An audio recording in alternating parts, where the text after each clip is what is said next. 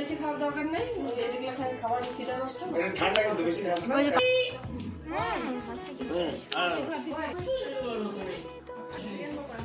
চাটনি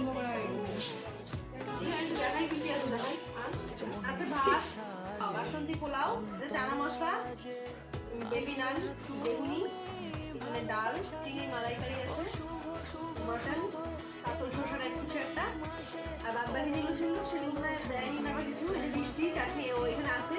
তো এই দিয়ে আমরা বসে পড়লাম বিয়ের পরে। এই হচ্ছে ব্যাপার। এখন